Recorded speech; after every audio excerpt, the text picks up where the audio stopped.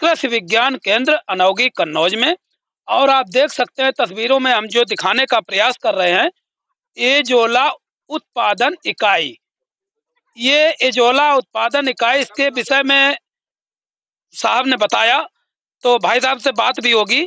और जब हमको जानकारी दी तो हमने सोचा आप तक जानकारी पहुंचानी चाहिए। अभी इनके विषय में बताएंगे। ये मुर्गी जो है, काली मुर्गी, ये मध्य प्रदेश झाबुआ की तरफ से है। और पहले एजोला के विषय में बात करते हैं। हमारे साथ भैया हैं, साहब से बात करते हैं। आप विज्ञान केंद्र में साइंटिस्ट हैं। आपका शुभ नाम सर क्या है? लोग उधर देखेंगे। मैं डॉक्टर अरविंद कुमार, यहाँ वैज्ञानिक है कृषि विज्ञान केंद्र कन्नौज में।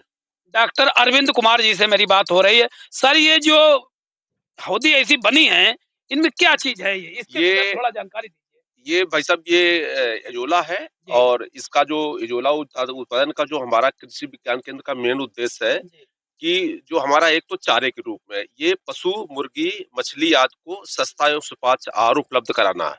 दूसरा इसका जो मुख्य उद्देश्य ये है कि अगर हमारे पास ये ज्यादा मात्रा में हो रही है तो ये हरी खाद के रूप में भी उपयोग कर भूमि की उर्वरा शक्ति को बढ़ाया जा सकता है। इसका जो मुख्य लाभ है, एजोला पौष्टिक पूरक आहार है और पशुओं को 1.5 से 2 किलोग्राम प्रतिदिन खिलाने से दुग्ध उत्पादन में 10 से 15% तक वृद्धि होती है। साथ ही साथ जो हमारे पशु हैं उनका स्वास्थ्य बहुत अच्छा रहता है। जैसे इस समय सर्दी के मौसम में भी आप देखेंगे, अगर इसको खिलाएंगे तो दूध में जो प्रोटीन की मात्रा है वो बढ़ जाएगी और पशु को जो खाने में है वो बहुत अच्छी गुणवत्ता युक्त उससे पोषण मिल जाएगा।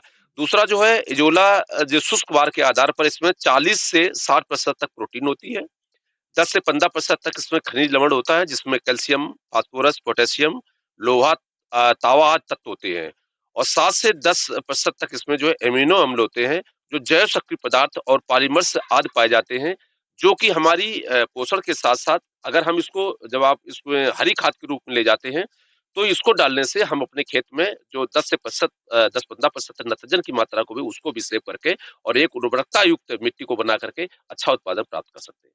तो सर, ये दोहरा काम करता है, जानवरों के लिए भी है और हम अपने खेतों में भी प्रयोग कर सकते हैं। और हमारे पास ये इस समय हमारे पास यहाँ पर करीब 50 हमारे पास जो है झाबुआ से, एमपी से लाई हुई हमारे पास कड़कनाथ नाम की जो है मुर्गी की जो हमारे इनके हम ला करके यहाँ डाले हैं। इनको भी हम भोजन के फीडिंग के में इसको भी शामिल करते हैं। इनको भी जब जरूरत पड़ती है तो योला को, इनको हम पोषण में शामिल करके इनको देते हैं बीच-बीच में। एक जानवर के लिए एजोला कितनी जगह चाहिए जो कि पर्याप्त एक जानवर को खिलाने के लिए पर डे निकलता रहे? अगर हमारा एक गाय या भैंस दुधारू है तो उसको अगर हमें 1 से 2 किलो ग्राम पर डे देते हैं तो उसके लिए कम से कम हमको 4 या 5 इस तरह से जो 1 मीटर और 5 मीटर चौड़ी के अगर बेड बना लेते हैं तो आप देखेंगे कि प्रतिदिन हम निकालते हैं। और जो हमारी ये वैरायटी जो एजोला की लगी हुई है, ये लगभग 5 दिन में जो भी हमारी मात्रा है उसको लगभग डबल हो जाती है।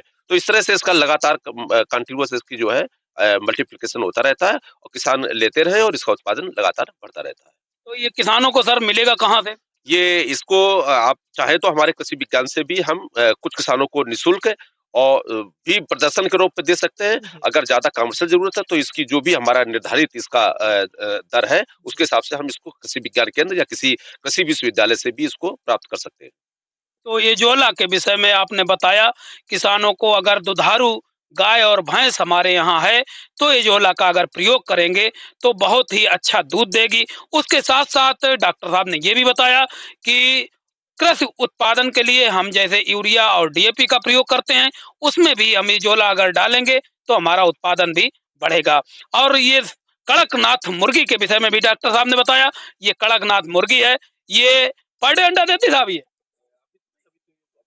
ग्रोइंग स्टेज में अभी ये थोड़ा सा ग्रोइंग स्टेज में है और इसके बाद फिर इनको बेसिकली हम लोगों ने कमर्शियल नहीं है, डेमोंस्ट्रेशन के पर्पस से इनको जो है। अच्छा, कमर्शियल नहीं है, जैसे फार्म वगैरह होते हैं आगे बढ़ाएंगे।